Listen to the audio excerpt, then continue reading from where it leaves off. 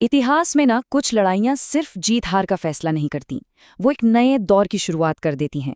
आज हम नहावंत की लड़ाई की कहानी देखेंगे, एक ऐसी जबरदस्त जीत जिसने अनजाने में ही भविष्य के एक बहुत बड़े संकट की नींव रखती थी। और यही सवाल है जो इस पूरी कहानी की जड़ में है कि कैसे कैसे एक शानदार जीत अपने अंदर आने वाली किसी त्रासदी के बीच छुपा सकती है। चलिए इतिहास के इसी पेचीदा पहलू को समझने की कोशिश करते हैं। तो कहानी शुरू होती है एक बहुत बड़े फैसले से। इस्लामिक खिलाफत और फारसी साम्राज्य के बीच सालों से जो एक संघर्ष चल रहा था, अब उसे एक आखिरी मोड़ पे लाने का वक्त आ गया था। एक ऐसी लड़ाई जो हमेशा के लिए इतिहास का रुख बदलने वाली थी। तो फैसला लिया गया और ये फैसला खलीफा उमर ने हजरत अली की सलाह पर किया था। मकसद बिल्कुल साफ था, फारसी साम्राज्य के साथ एक आखिरी निर्णायक लड़ाई लड़ना, ताकि इस लंबे चले आ रहे टकराव को हमेशा हमेशा के लिए खत्म किया जा सके। इस आखिरी जंग के लिए कोई छोटी मोटी फौज नहीं, बल्कि पूरे 30,000 सैनिकों की एक जबरदस्त सेना तैयार की गई। अब इस आंकड़े से ही अंदाजा लगाया जा सकता है कि दांव पर कितना कुछ लगा था और इस अभियान को कितनी संजीदगी से लिया जा रहा था। और फिर वो जगह आई जहां इतिहास लिखा जाना था, नहावंद।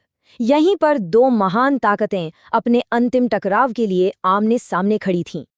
देखिए, ये कोई आसान लड़ाई नहीं थी। नहावंद की जंग बहुत ही भयानक और मुश्किल साबित हुई। इसे फतहों की फतह या विक्ट्री ऑफ विक्ट्रीज भी कहा गया, और ये नाम ही बताता है कि जीत कितनी बड़ी थी, पर उसकी कीमत भी उतनी ही बड़ी चुकानी पड़ी थी।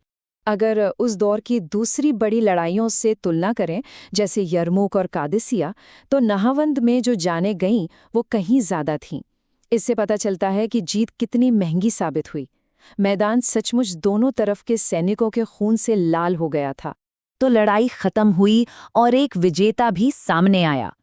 लेकिन जैसा कि हम जानते हैं, हर जीत की एक कीमत होती है, और नहावंद की कीमत वो बहुत भारी थी। नतीजा बिल्कुल साफ था। नहावंद के मैदान में मुसलमानों को एक ऐसी जीत मिली थी जिसने सब कुछ तय कर दिया। फारसी साम्राज्य की सैन्य ताकत लगभग टूट चुकी थी और ये उनके पतन की आखिरी कील साबित हुई। मगर इसी जीत के जश्न के बीच एक बहुत बड़ी और व्यक्तिगत कीमत चुकानी पड़ी थी। सेना को जो लीड कर रहे थे, जनरल नुमान बिन मुकर्रन, वो इसी जंग में शहीद हो गए। और अब कहानी का रुख एक ऐसी तरफ मुड़ता है जिसकी किसी ने कल्पना भी नहीं की होगी। लड़ाई के मैदान की धूल और शोर के बीच एक ऐसी घटना हुई जिस पर शायद उस वक्त किसी ने ध्यान भी नहीं दिया, लेकिन उसने भविष्य की दिशा ही बदल दी। हजारों कैदियों की भीड़ थी और उसी भीड़ में एक चेहरा था। उस वक्त वो बस एक और हारा हुआ सिपाही लग रहा था, पर वो कोई आम कैदी नहीं था। उसकी गिरफ्तारी उस जीत का एक छोटा सा हिस्सा लग रही थी, पर इसका असर बहुत गहरा और दूर तक जाने वाला था। उस कैदी का नाम था फिरोज। नहावंद की लड़ाई में उसका पकड़ा जाना कोई छोटी मोटी बात नहीं थी। असल में ये उन घटनाओं की पहली कड़ी थी जो आगे चलकर इतिहास को एक बिल्कुल नया और बेहद दुखद मोड़ देने वाली थी।